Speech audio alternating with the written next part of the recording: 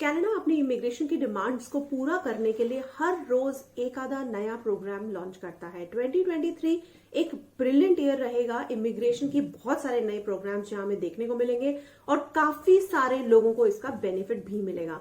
तो आज भी मैं आपको एक ऐसे ही प्रोग्राम के बारे में बता रही हूँ जो कि काफी सारे लोगों को हेल्प करने वाला है। तो अगर आप ये जानना चाहते हैं कि प्रोग्राम कौन सा है, इसकी क्या रिक्वायरमेंट्स है, इसके क्या बेनिफिट्स है, इसमें आप कैसे ढूंढ सकते हो अपने लिए अपॉर्चुनिटी, तो इस वीडियो के प्लीज एंड तक बने रहिए। तो आप लोगों का स्वागत है नोट इट ऑल चैनल में और मैं हूं इंदु शर्मा, जो आपके साथ अलग अलग कॉन्सेप्ट्स के ऊपर बात करती हूं, जिसमें आता है इमिग्रेशन, जिसमें आता है ट्रैवल, जिसमें आता है वीजा, अलग अलग कंट्रीज, वहां पे क्या क्या चीजें हैं, क्या अपॉर्चुनिटीज है, चाहे आप ट्रैवल के लिए जाना चाहें चाहे इमिग्रेशन के लिए। तो प्लीज इस सब के बारे में अगर आपका इंटरेस्ट है तो इस चैनल को लाइक कीजिए, फॉलो कीजिए, सब्सक्राइब कीजिए।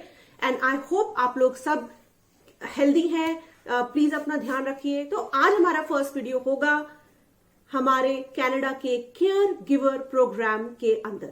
इस प्रोग्राम में काफी सारे चेंजेस हुए हैं 2023 के लिए और काफी सारी अपॉर्चुनिटीज भी आप लोगों के लिए आई हैं। कनाडा केयर गिवर प्रोग्राम एक बहुत ही अमेजिंग पीआर पाने का रूट हो सकता है, यानी कि 1 से 2 साल के बीच में, यानी कि 12 से 24 महीने के बीच में आपके लिए पीआर की अपॉर्चुनिटी परमानेंट हो जाती है। अब इसकी रिक्वायरमेंट्स क्या हैं वो हम थोड़ा लेटर बात करेंगे, पर सबसे पहले बताते हैं कि दरअसल इसमें अपॉर्चुनिटी क्या है। देखिए, केयर गिवर की सैलरी $20 20 कैनेडियन डॉलर से $30 कैनेडियन डॉलर के बीच में होती है, यानी कि आप एक महीने में जितना काम करते हैं उसके बेसिस पे काफी हद तक अच्छा पैसा कमा सकते हैं और सरवाइव भी कर सकते हैं।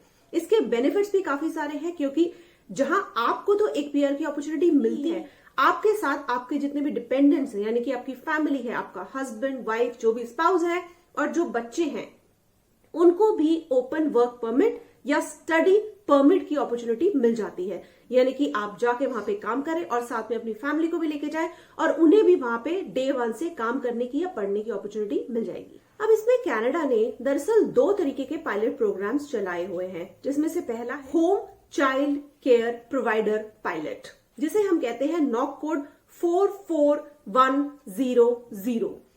मैं आपको यहाँ पे कुछ लिंक्स भी छोड़ूंगी जिसमें आप देख सकते हैं कि कौन कौन से लोग इसके अंदर आते हैं। मगर अगर मैं ब्रॉडली आपको कोई अगर बेबी सिटर है या कोई चाइल्ड केयर का प्रोग्राम में काम करता है या कोई नैनी है या कोई पेरेंट्स के लिए भी हेल्पर है, जो कि हमने इंडिया में या अपनी एशियन कंट्रीज में भी काफी सारे लोग इन्हें रखते हैं, तो इन सब के लिए वहां पे एक अपॉर्चुनिटी खुल जाती है। दूसरा है होम सपोर्ट वर्कर पायलट।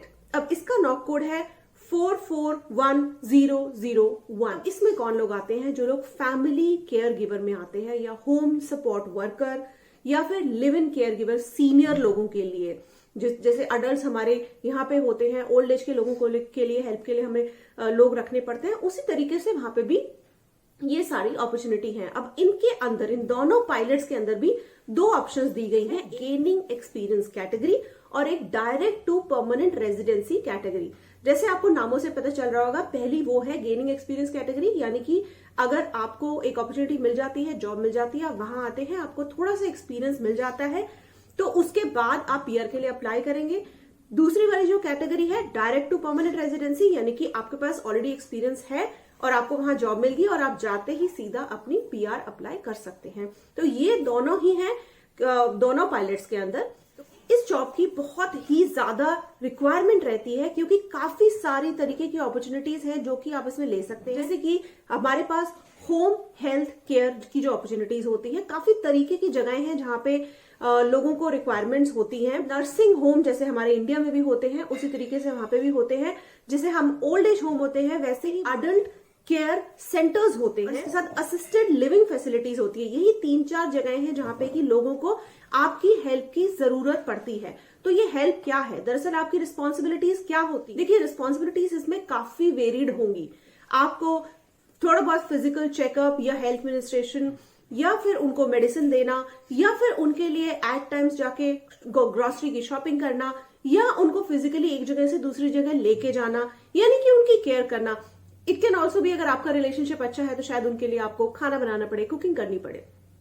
तो काफी सारी डाइवर्स रिस्पॉन्सिबिलिटीज आपके पास आती हैं इस काम के अंदर। But at the same time आप ये भी देखिए कि आपके पास अपॉर्चुनिटी है अलग अलग तरीके के काम के एनवायरनमेंट में काम करने की। यानी कि कोई जरूरी नहीं है आप एक ही हॉस्पिटल में हैं और वहीं पे लगे रहे, क्योंकि इतनी जॉब अपॉर्चुनिटीज हैं। आज भी अगर आप जाके देखें तो हजारों की जॉब्स आज भी आपको जॉब पोर्टल्स पे मिल जाएंगी। तो उन सबको फिल करने के लिए जब लोग वहां पे आते हैं तो आपको उतना ही ज्यादा स्कोप भी मिलता है इस करियर के अंदर।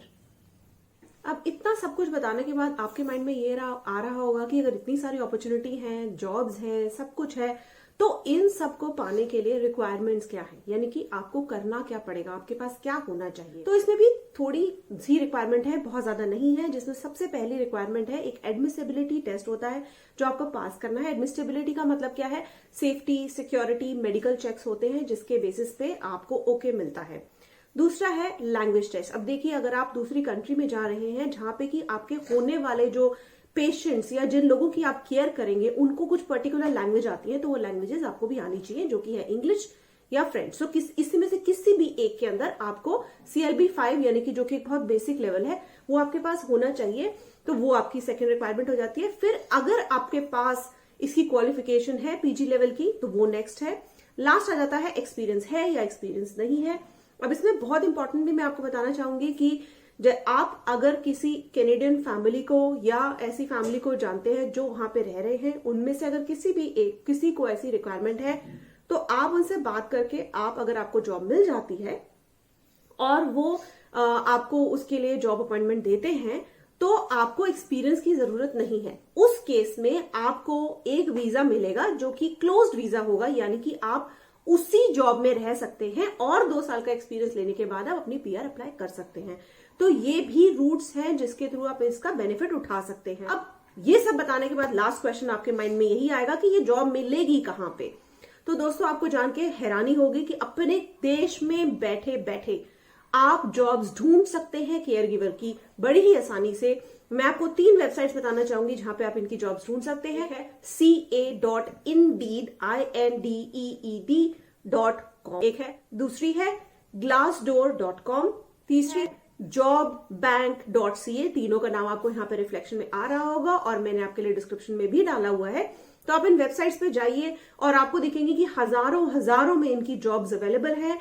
देखिए, सबसे अच्छा तो यही होगा कि अगर आप जाएं और उन जॉब्स में आपको डिस्क्रिप्शन आपका मिलता है तो जितनी ज्यादा जॉब्स के लिए आप अप्लाई करेंगे उतने ही आपके चांसेस बढ़ जाते हैं। तो दोस्तों, ये था हमारा आज का एक नया प्रोग्राम जिससे बहुत सारे लोग बेनिफिट उठा पाएंगे। सबसे बड़ी बात क्या है कि इसके लिए आपको LMIA नहीं चाहिए, ना तो आपको LMIA की फीस देनी पड़ेगी, ना बहुत सारे कंसल्टेंट्स के चक्कर लगाने पड़ेंगे। प्रोसेस बहुत ही सिंपल है। एक वेबसाइट पे जाके आपने अपने आप को रजिस्टर करना है और अपनी सारी डॉक्यूमेंटेशन डालनी है। देखिए, उस डॉक्यूमेंटेशन में मैंने नीचे यहाँ पे इस टाइम स्क्रीनशॉट दे रखा है। बहुत क्लियरली उन्होंने पूछा है कि आपके पास एक्सपीरियंस कितना है। 0 भी एक्सपीरियंस की ऑप्शन है। तो आप ये मत सोचिए कि आपके पास कोई एक्सपीरियंस नहीं है तो आप इसका बेनिफिट नहीं उठा सकते। ये एक्चुअली एक अपॉर्चुनिटी सबके लिए है। अगर आप इस तरीके के बेनिफिट ले पाएंगे तो आप ही के लिए अच्छा होगा। ये मत सोचिएगा कि ये उसके लिए है, मेरे लिए नहीं है। प्लीज इसको ध्यान से देखिए। तो प्लीज दोस्तों, अपनी इस इमिग्रेशन की जर्नी में मेरा सपोर्ट लेने के लिए thank you so much and I wish you lot of good luck कि आपका 2023 आपके लिए लकी हो और इस साल आपकी इमिग्रेशन की फाइल लग जाए। So thank you so much. Signing off, Indu Sharma, note it all. Please मेरे वीडियो को लाइक कीजिए, सब्सक्राइब कीजिए और काफी सारे लोगों को शेयर भी कीजिए जिन्हें इन सब चीजों की रिक्वायरमेंट है।